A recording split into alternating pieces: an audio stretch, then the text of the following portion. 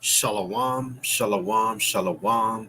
First and foremost, I want to give all praises, honor, and glory to Yahweh, Bahashem, Yahweh Shai, Bahashem, Rahakodash. Double honors to the elders and apostles of great millstones.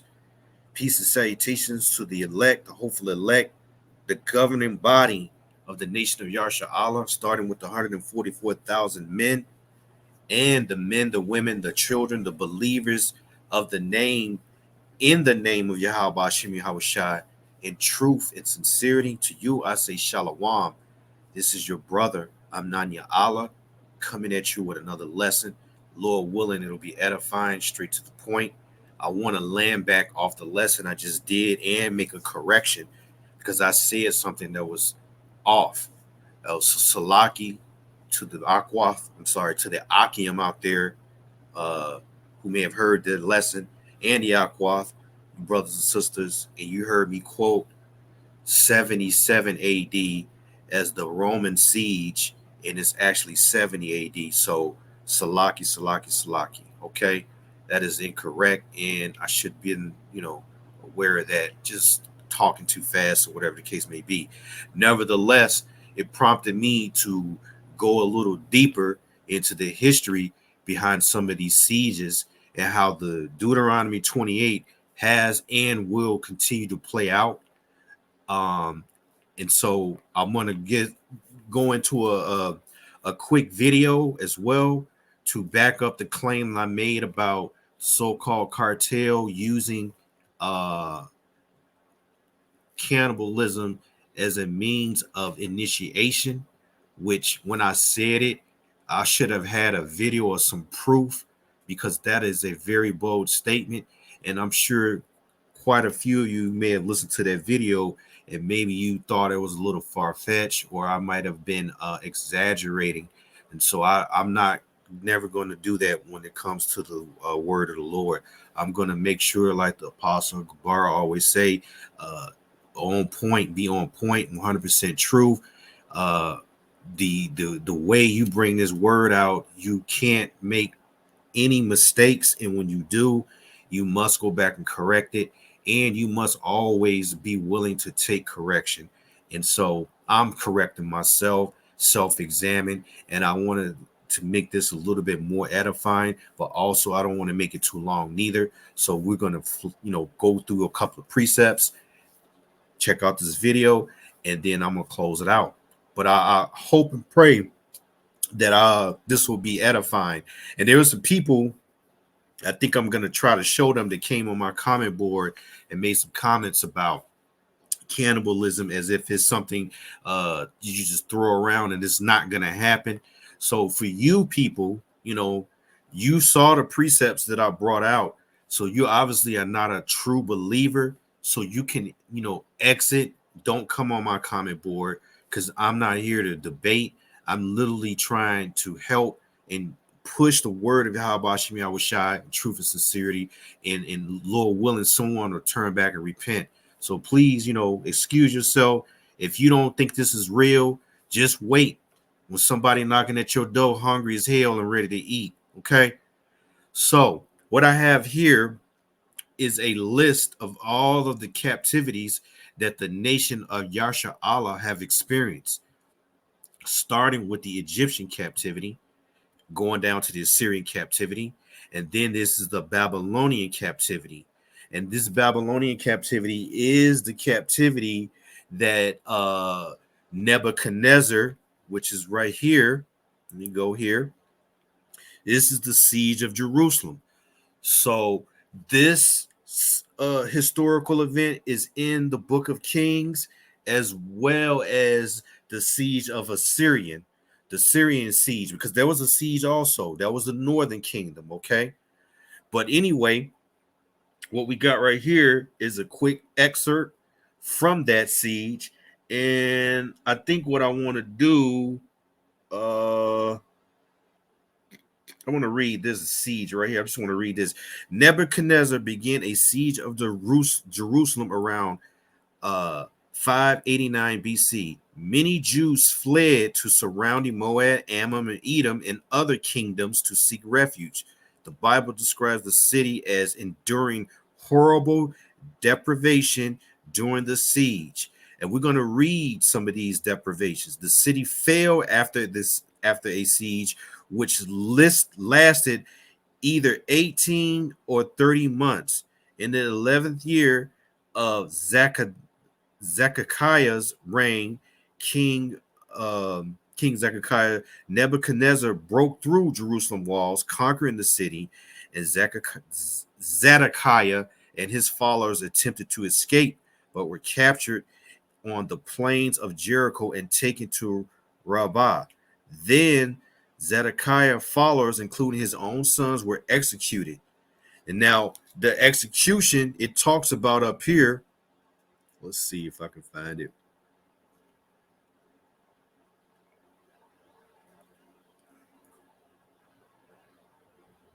Oh, I had it. Wait, 1 second.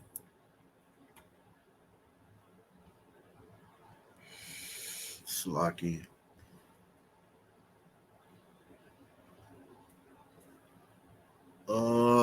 Well, I'll just tell you because it happened to him too. But it says, their Zedekiah followers, including his own sons, were executed. After being forced to watch their executions, Zedekiah had his eyes gouged out and was taken captive to Babylon, where he remained a prisoner until his death. So you see, that was a punishment from Yahweh Shem Shah for being a wicked ass king and for teaching the people of obviously this is the southern kingdom to break the law, statutes, and commandments and go after the way of the heathen. This is a part of the judgment, and this is why Jeremiah the prophet was sent to warn the people to turn back.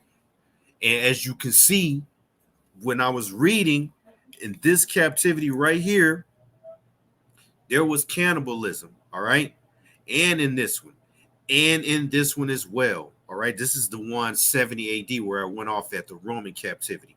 I'm not too sure about the Greek captivity, but I can tell you there were other things that were done that were horrific in the book of Maccabees, okay? But we're going to stay on the subject so I don't make this video too long. And there was cannibalism in this American captivity because guess what? We're still in America and we're still in captivity until the chariots come and deliver us. And that's why I'm telling you, according to Ecclesiastes 1:9, it's coming back in a major way in America, all right? But let's get back to the subject matter. So there we know about that situation with the Nebuchadnezzar and the Babylonian captivity. And as I stated, there was cannibalism going on in that captivity. That's what you read in Lamentations chapter 4, as well as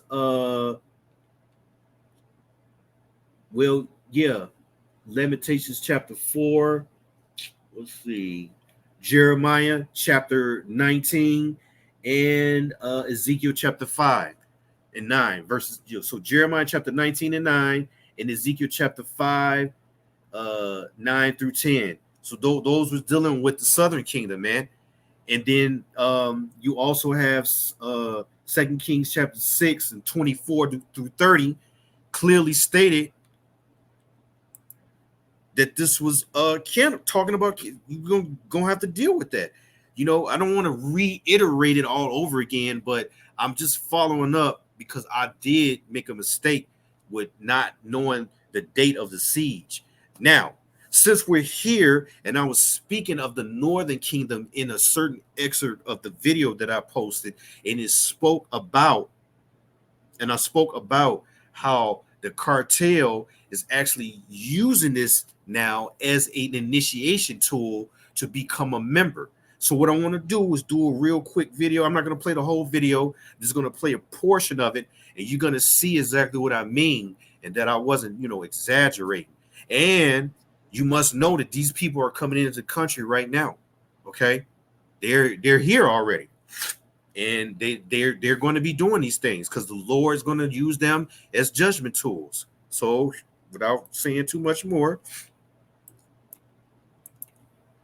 The Jalisco New Generation Cartel, popularly known as CJNG, is one of the most notorious cartels that operate out of Mexico. Oh, by the way, this is fair use, fair use, fair use. This is only for educational purposes. So forever the YouTube channel I'm using, I'm not going to monetize this. I'm just merely showing this for educational purposes. Slaki. They are known for their various criminal activities, their violent use of force, and their weird code of conduct. Joining a cartel like CJNG is certainly not for the faint of heart, and recruits have to go through some of the most unbelievable initiation rituals of any criminal group. In this video, we'll be taking a look at 6 of them. Cannibalism. The CJNG may be one of the newer Mexican. So right there, that's it. It's told you, okay? I wasn't making this up, all right? This is real deal. And they're going to explain to you exactly what has to be done, exactly what I said in that video, okay? This is real, brothers and sisters. This is truly coming to America. It's here already, all right?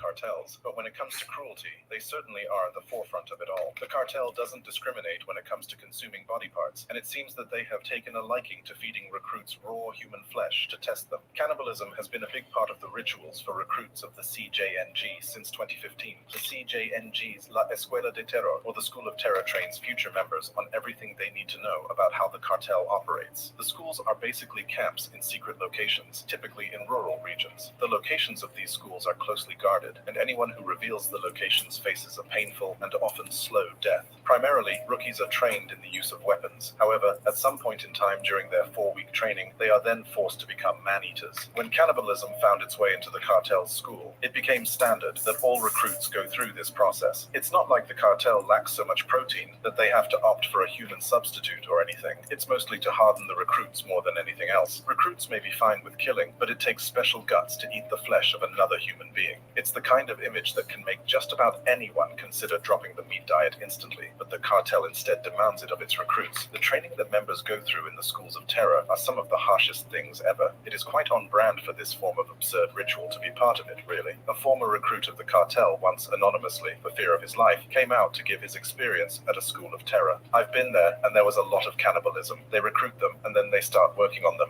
They were first taught to cut pieces of their victims, mostly from their fingers and toes. They tried to keep the victim conscious and alive during this process. Now, you heard what he just said. They try to keep the victim alive while they're sawing them, however they're doing it. That's the spirit of Yahweh Shem Yahushua. He's going to apply that same method when them nukes hit, okay? You got brothers around here, niggas around here talking about, well, I'm going to just burn up. Let me tell you, the Father's the controller of time as well. He's the Father of spirits and time. So you don't know how long you're going to be feeling that burn. And you don't know how long you're going to be feeling somebody eating on you. And you don't know if the Lord going to allow you, give you mercy and let you die instantly or keep you alive. That's the fear of Yahweh Shem Yahushua.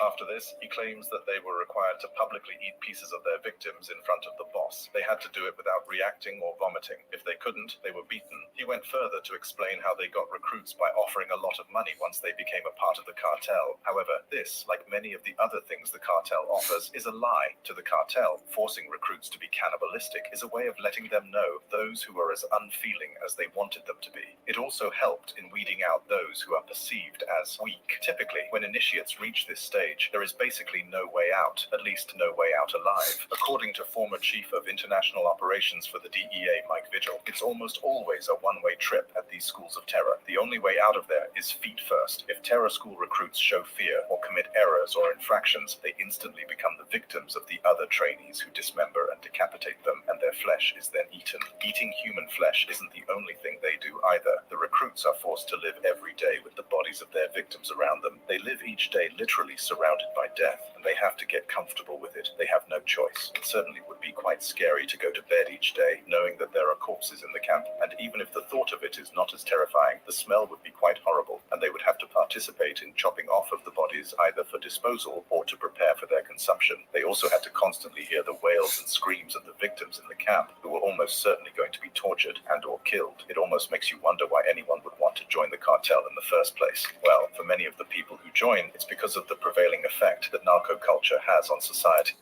So no need for me to that clearly tells you what's going on here. And what's going on is The Lord is down with cannibalism. And so again, this was a correction video, but also just to put a little history to this, as well as back up the claim that I made about the Northern Kingdom being used as cannibals, because you have this cartel. Basically, hey, that's a training mechanism, and that's a judgment tool from the Lord. And these are Israelites. These are Issacharites. Maybe Zebulon, who knows? And some of the others, Northern Kingdom. But those are Issacharites for sure. All right. And they have a spirit on them that ain't gonna come off until they're burnt up and reborn in the kingdom and come back and see their wickedness as well. But until then, them are our enemies. Those are 2/3, and they're going to be used to kill other 2/3. Okay. Now, we're going to be reading out of Lamentations chapter 5. Why? Because there is some more gut-wrenching prophecies that's in this chapter that correlates with what I was discussing anyway. And I'm just going to hit a few precepts, and pretty much that'll be done. I also, before I even go there, I want to read this real quick. This is a story about a woman named Mary of Bethazuppa. And now this is from Josephus. Okay. Let me just read this real quick, because this is horrible. But this is a prophecy being fulfilled. And just so you know, this woman was a Judite, which means she was a so-called black woman. All right. So that spirit is definitely in America right now.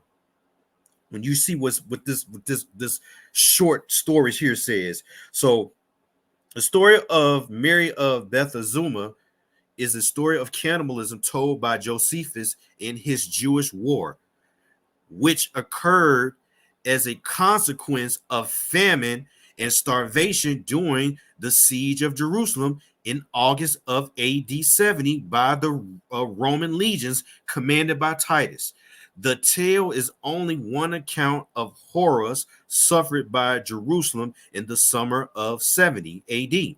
So that tells you, for you fools that came on my comment board, this is the time of the actual Messiah, Yahweh Bashim Shah, Yahweh Shah. And this went down. So Yahweh Shah allowed it too. Let me show you what I'm talking about. You know what? No, I'm not gonna do that. Let me read this, so I don't get all pissed off of what somebody said. I'm not in the spirit of trying to battle somebody, unless that's what it comes down to. But you must know your history and really take account for these tokens, which are signs, so that you can be in a good grace with Yahweh Shah when he comes. That's why I had to follow up with this. The spirit is heavy, because this is a serious judgment tool. Josephus relates that there was a Mary, daughter of Eleazar, originally from the village of Methzupah in the district of Pera, east of the Jordan River, who had previously fled to Jerusalem.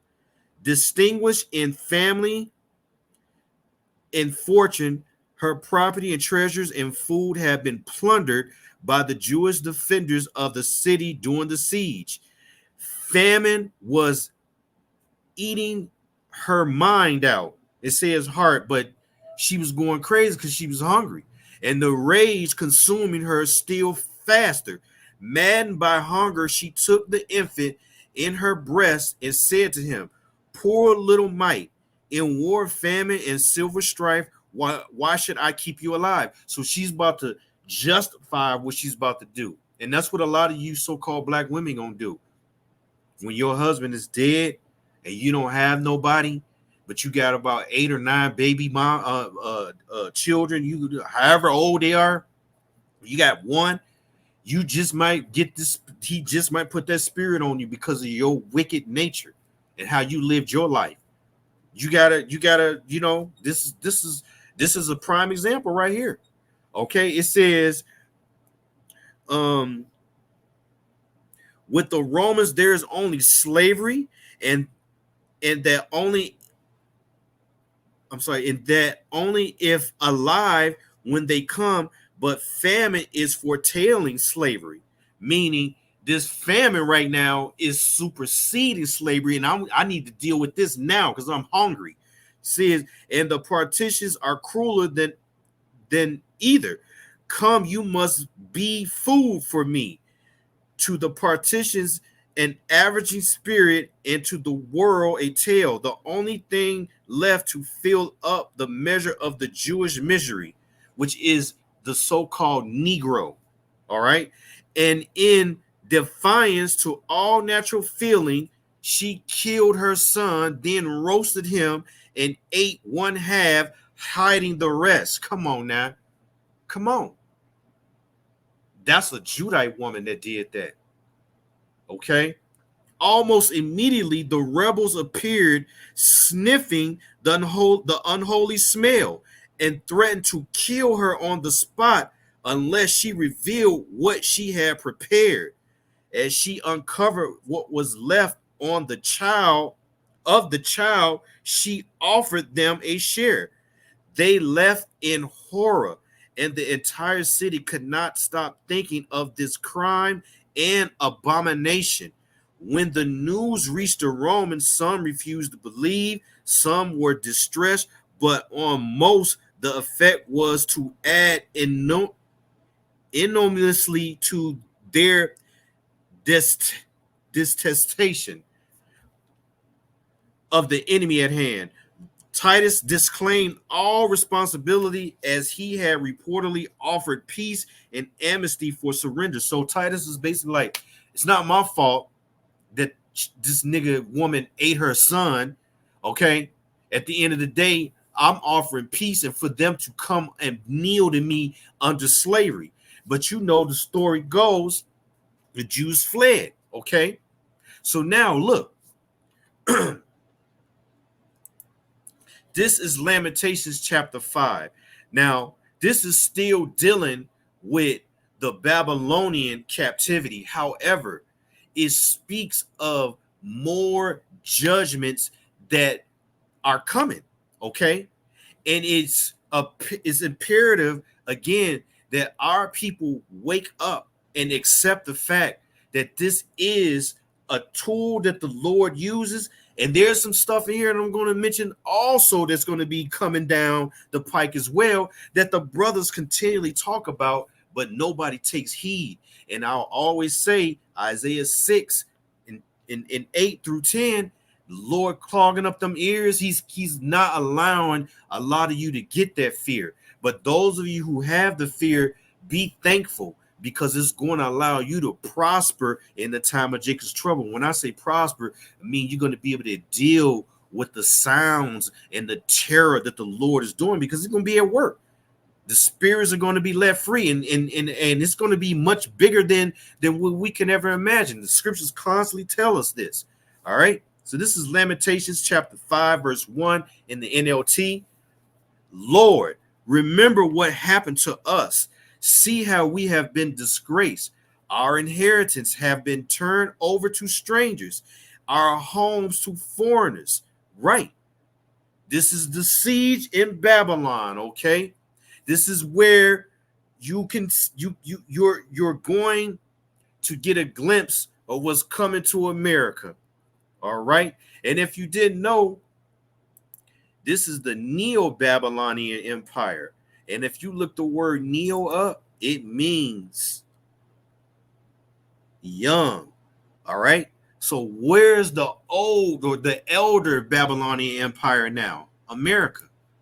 That's hey, I got to tell you, America is symbolic of all of the 7 captivities right here. You got the spirit of Egypt in America, Assyrian, Babylon, Persian, Greek, Roman. All these 6 captivities had nations ruling over us, and they were the Edomites and the other heathens, right? And each one of these nations, we chose to serve and go after their gods, and that's the punishment. So the Lord put us under them, and now we're here and we are still under the Edomites, but it's over with now. And the reason it's going to be over with is because the time is up. The Lord is about to, change powers. Jacob or Esau is the end of the world. Jacob is the beginning. You see? All right. So we are orphaned and fatherless. Our mothers are widowed, right? Romans chapter 9. Whose are fathers and whom? No, let me go back up. Here we go.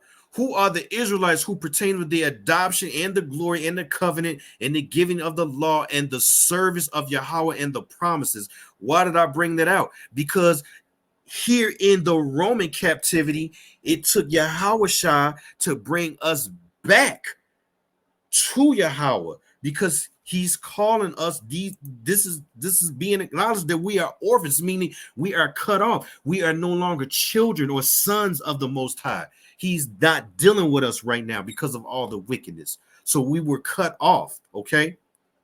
And in Romans chapter 9, it's acknowledging that we are orphans, but look, it's letting you know that everything that's coming to us, the law, the covenant, the glory, which is the kingdom of heaven, is a promise that Yahweh Bashim Ashar will never break. But we had to go through all what we're going through, and we got to go through some more. And it's not going to be easy. This is why you should be building up your spirit. I keep saying that. We have to pay for water to drink. And I'm sorry, let me read that again. We are orphaned and fatherless. Our mothers are widowed. We have to pay for water to drink, and even for firewood is expensive. Those who pursue us at our heels, we are exhausted, but are given no rest. Is that not what's outlined in Deuteronomy chapter 28? We submitted to Egypt and Assyria to get enough food to survive. And that's what you niggas gonna do now. You're gonna submit to Egypt and Syria right here in America when that M to the O to T to the B is being ushered out. Because you're not gonna be able to deal with not being able to buy and sell.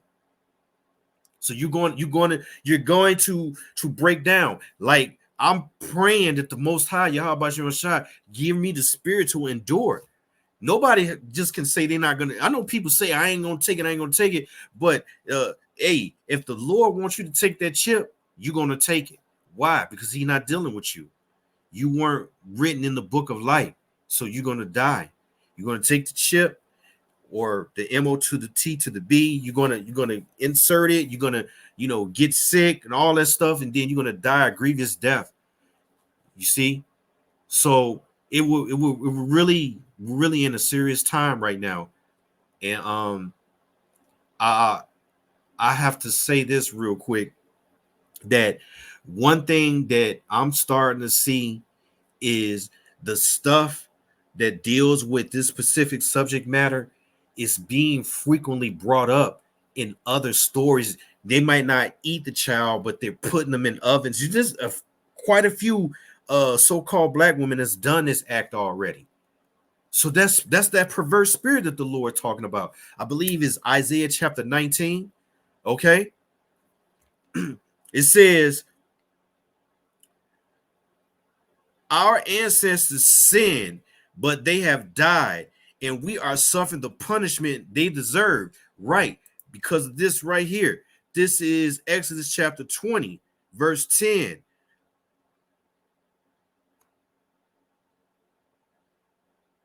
Actually, verse 5. Thou shalt not bow down thyself to them, nor serve them, for I, the Lord Yahweh, am a jealous power, visiting the iniquity of the fathers upon the children, unto the third and the fourth generation of them that hate me. How would you visit someone if they're dead? Because they're reincarnated and brought back. I know a lot of people don't believe that, but I do. It is so clear. How in the hell are you going to be judged? Judgment is on the earth. So if you're dead, or, not in the flesh, you have to come back and be born in the flesh so you can feel that pain or whatever type of judgment the Lord is going to bring on you. That's why there is no respect of person. When you see all these little children getting gunned down, They may have done something in their past life. You see an old lady, she get to live to be 80 years old, then she get raped and graped and something cruel done to her. Or old man get jumped on and shot in the head, whatever the case may be. Man, those are all judgments from Yahweh Shem Ashar, from something you've done in your past life or something that you're doing right now you haven't been able to repent for. Lord willing, all the judgment that the Lord gonna bring on me, I'm able to endure and overcome it. Because repenting doesn't negate that you still got to deal with the consequences. It just means he's gonna have mercy on you and allow you to be refined. That's it. People be thinking, like, I don't even know if people understand what repenting is, to truth be told. Maybe you need to do a lesson on that, you know. But anyway, it says, so that's why this right here is letting you know these brothers and sisters, they're suffering in their reincarnated flesh, because when they were given the law, statutes, and commandments in the wilderness, they ass didn't believe it. They didn't follow suit, and so they died. Then they came back. They died and came back, and every death and reincarnation, no change, just perpetual wickedness until adversity come. Then niggas want to call on the Lord. But don't you know that who want to deal with somebody and after you've been warned over and over and over again to turn back, and then, whoa, now I'm about to judge you or shit. Now you want to change? No, man, you got to take that ass whooping. Real talk. It says, slaves have now become our masters. There is no one left to rescue us. Right. Because Deuteronomy chapter 28, 1-14 lets you know you were supposed to be on top. And all the other nations, starting with Esau, Edom, was to be under you. But once again, in this captivity right here, the Babylonians, the heathen, were over us. But we remember, we wanted to be like them. And so the Lord gave you over to your vile affection. Romans chapter 1. We hunt for food at risk of our lives, for violence rules the countryside. This is Deuteronomy chapter 28 being fulfilled right here. And again, it's constantly, that's a perpetual fulfillment. It says, the famine has blackened our skin as though it baked in an oven. And that's what happens when you get hungry. And you see how them little Ethiopian children look when they're like, you can see they stomach and they back is like connecting to one another because they so hungry and they look really black. And when I say black, I mean just a really dark color, because they're like wasting away, man. And that's what's going to come to. The Lord is going to have a famine of the word and a famine of food. And that's why you're going to have what you call cannibalism. It says, our enemies great the women in Jerusalem and the young girls in all the towns of Judah. So the black woman was getting dealt with by the heathen right here as a punishment for our wickedness. That's another judgment tool from the Lord. You read it right there. There it is. Our enemies great the women in Jerusalem and the young girls in all the towns of Judah. All right. Our princes were being hanged by their thumbs, and our elders are treated with contempt. Young men are led away to work millstones, slavery, and the boys stagger under heavy loads of wood, slavery. So why in the hell you don't want your slaves when you get through your captivity? I know I want mine. I want to dwell in the kingdom with slaves. All right, everything that come with that, all of it. Why? Because I believe in Yahweh Shem Shai. I know this is not my place of rest. I hate it here. I want to live in righteousness, and righteousness comes with an abundance of wealth, slaves, wives, children, things that a king should have. Okay? It says, joy has left our hearts. Our dancing has turned to mourning. The garlands have fallen from our heads. Weep for us because we have sinned. You see that? Now we crying out. The Lord not going to hear that in Jacob's trouble. You gotta repent now. So then you can call on the name Yahweh Shema Shai, and Lord willing, get that protection. It says, for Jerusalem is empty and desolate, a place hunted by jackals. But the Lord, you remain the same forever. Your thrones continue from generation to generation. Why do you continue to forget us? Why have you abandoned us for so long? Restore us, O Yahweh, and bring us back to you again. So that means we were once with him.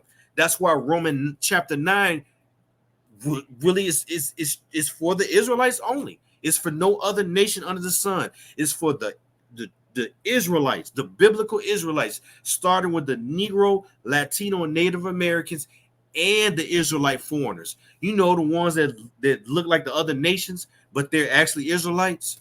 They look like Edomites. They look like Ishmaelites, Moabites, Japhites, Ammonites, which is the so-called white man, the so-called Hamites, the so-called African, the so-called Moabites, the so-called Chinese, Ammonites, the so-called Japanese. Okay, those would be the scattered Israelites that are amongst them, and the Spirit will bear witness when this truth come out.